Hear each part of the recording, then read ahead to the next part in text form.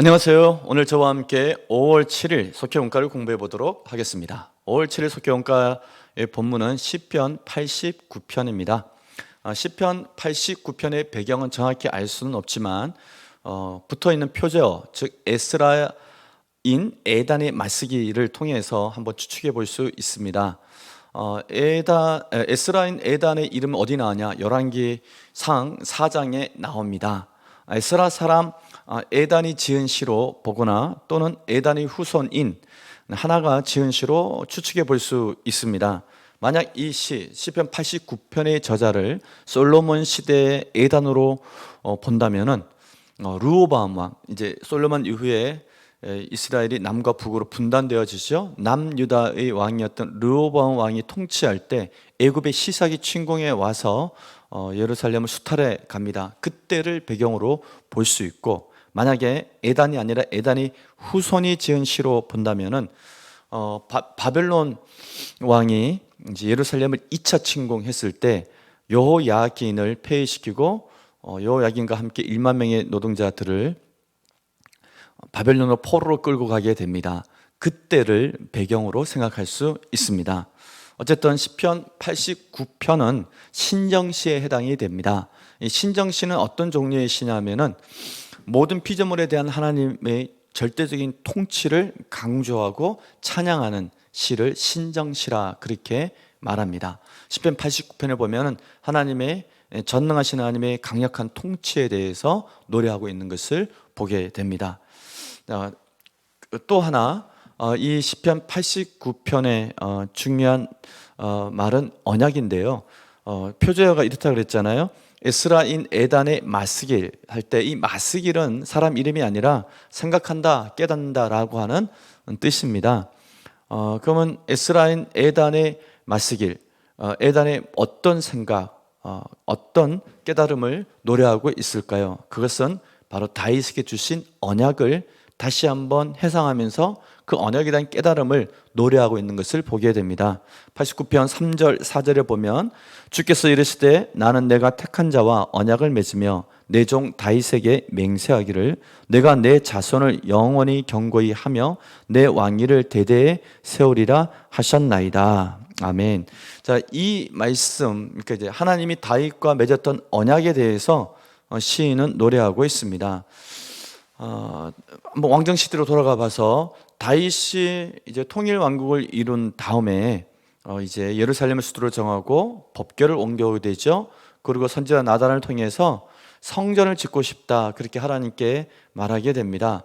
왜 다윗이 성전을 짓고 싶다 말했을까? 그 배경에 들어가 보면은 신명기 12장이 있습니다. 신명기 12장에 보면 하나님께서 너희가 약속의 땅 가나안을 정복하고 정착한 다음에 그 땅의 모든 대적을 무찌르고 평안히 거주하게 될 때, 그때 내 이름을 두르고 택한 곳 그곳에 나아가서 번제, 소제, 하제를 드리고 그리고 11조도 드리고 그곳에 모여서 유월절, 오순절, 초막절을 지켜라 라고 하는 그런 말씀이 나오죠.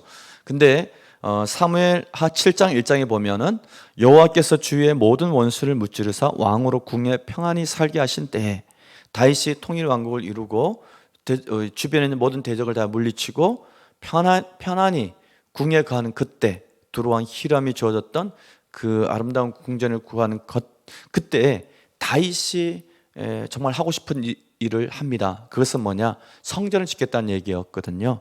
근데 성전을 짓겠다 이 얘기는 바로 신명기 12장의 말씀을 성취한 때가 바로 이때다라고 하는 확신이 있었기 때문에 그랬습니다. 이와 같은 다윗의 마음을 하나님이 너무 기뻐하셔서 축복하게 됩니다.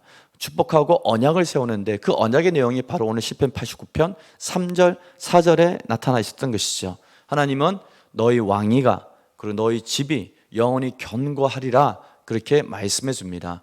사울 왕이 자신의 왕위를 아들에게 물려주기 위해서 엄청 노력을 했습니다. 그러나 되지 않았거든요. 될 수가 없습니다. 왜냐하면 왕위는 세습되는 것이 아니거든요. 제사장 나라에서는 세습이 아닙니다. 일반 제국에서는 왕권은 세습되어지지만 제사장 나라에서는 그게 아니죠. 그래서 사울 왕의 뜻대로 요나단이 왕이 되지 못했던 것입니다. 그런데 하나님은 사울에게 그때로 해주지 않았던 그것을 다윗에게 해줬던 것은 다윗이 성전을 짓겠다라고 말했기 때문에 그것을 너무 기뻐하셨던 것입니다. 왜냐하면 다윗이 성전 짓겠다는 그 말 속에는 아주 하나님의 큰 구원의 계획이 들어가 있습니다. 성전은 만민을 위한 집 또는 모든 민족을 위한 집, 더 구체적으로 들어보면 모든 이방인을 구원하기 위한 집이 바로 성전이죠. 즉 모든 민족을 구원하기 위한 하나님의 꿈이 담겨져 있는 것이 성전이고, 그것을 짓겠다고 하는 것은 다윗이 하나님의 그 꿈을 이루어 드리고 싶다고 하는 그런 충성된 마음이 들어가 있는 것입니다. 이 하나님이 주신 이 언약, 다윗과 맺은 이 언약을 통해서 예수 그리스도가 오시는 길이 마련되어지는 것이죠. 예수님이 아브라함과 다윗의 후손으로 오십니다. 유다 지파 다윗의 후손으로 오십니다. 다윗의 왕위가 경고에 섰다는 것은 그런 의미이죠. 그리고 다윗의 고향 베들레헴에서 태어나시고, 그리고 다윗이 수도로 정한 예루살렘에서 십자가에서 죽으시고 부활하시게 됩니다. 예수 그리스도의 탄생과 십자가의 죽음, 부활, 그 모든 공간적 의미가 여기에서 다 세팅이 되어지는 것을 보게 됩니다. 그래서 다윗과의 언약은 이스라엘의 구속사에서 굉장히 중요한 의미를 갖고 있습니다. 그것에 대해서 시편 기자가 지금 노래하고 있는 것을 보게 됩니다.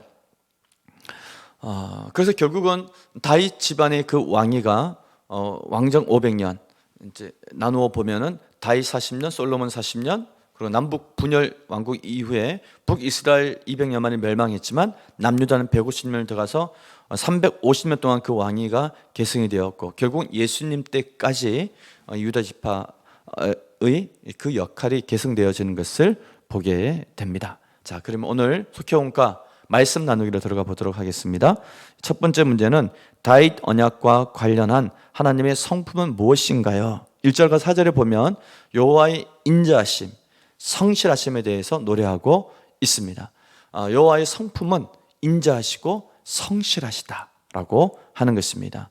1번의 두 번째 문제는 또 하나님의 기이한 능력을 보여주는 역사적인 사건은 무엇인가요? 10절에 보면 주께서 라합을 죽임 당한 자 같이 깨뜨리시고 주의 원수를 주의 능력의 팔로 흩으셨나이다, 이렇게 노래하고 있는데, 라합을 죽임 당한 자 같이 깨뜨렸다 하면은 라합 하면은 아마 여리고성의 라합이 생각나실 것입니다. 근데 여기서는 그 라합을 얘기하는 것이 아닙니다. 라합은 바닷속에 사는 아주 흉포한 신화적인 동물을 의미합니다.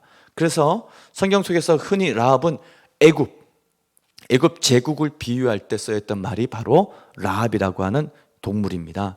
그래서 여기서도 같은 의미입니다. 라합을 죽임당한 것이 깨뜨렸다는 것은 애굽을 깨뜨리셨다. 애굽에게 장자의 죽음의 징계를 내리시고, 그리고 홍해를 가르셔서 애굽의 모든 주력 부대를 죽이시는, 그래서 출애굽에 성공하시는 그 이야기, 그 놀라운 일을 행하신 출애굽의 구원을 이루신 하나님, 애굽을 심판하신 하나님에 대해서 얘기하고 있는 것이죠. 두 번째 문제는 주의 팔과 주의 손, 즐겁게 소리칠 줄 아는 백성, 우리의 뿔과 우리의 방패의 의미는 각각 무엇이냐라고 묻고 있습니다. 주의 팔과 주의 손, 오른손을 강조하잖아요. 이것은 하나님의 전능하심을 얘기합니다. 즐겁게 소리칠 줄 아는 백성은 이런 겁니다. 하나님의 은혜와 축복이 무엇인지 깨달아서 하나님께 감사와 찬양을 포함해서 하나님 앞에서 기쁨의 한호성을 터뜨릴 줄 아는, 표현할 줄 아는 백성을 의미하는 것입니다. 그러니까 즐겁게 소리친다는 것은 혼자 좋아서 소리치는 것이 아니라 하나님의 은혜와 축복을 아는 것이죠. 그래서 감사와 찬양으로 즐거워하는 백성을 얘기하는 것입니다. 17절에 우리의 뿔은 흔히 힘을 상징을 합니다. 따라서 성도들이 주님의 은혜로 영육간이 강건해지는 그런 의미를 갖고 있습니다. 우리의 방패, 18절 우리의 방패는 하나님께서 우리의 보호자가 되신다라는 의미를 갖고 있습니다. 자, 말씀 다지기 읽고 마치도록 하겠습니다. 하나님의 인자하심과 성실하심은 언약의 기초이자 그분의 통치 방식입니다. 인자하신 하나님은 언약 백성이 계속해서 불순종해도 그들을 변함없이 사랑하십니다. 또한 성실하신 하나님은 언약 백성이 언약에 신실하지 못해도 그 언약을 취소하지 않으시고 끝까지 지키십니다. 언약을 영원히 성취하시는 하나님은 위대한 창조주요, 능력자요, 주권자이십니다. 우리는 그리스도의 피로 맺은 새 언약의 백성입니다. 어떤 상황에서도 낭망하지 않고 하나님의 속성을 의지해 기도하며 하나님이 능력으로 구원하시리라 확신하는 사람에게는 한숨이 기쁨의 찬양으로 바뀝니다. 하나님은 신실하시고 또한 성실하시며 인자하십니다. 그리고 언약을 지키시는 분이십니다. 새 언약의 주인공 된 우리들이 그 하나님의 인자하심과 성실하심과 그 능력을 믿으며 살아가기를 바랍니다. 아멘.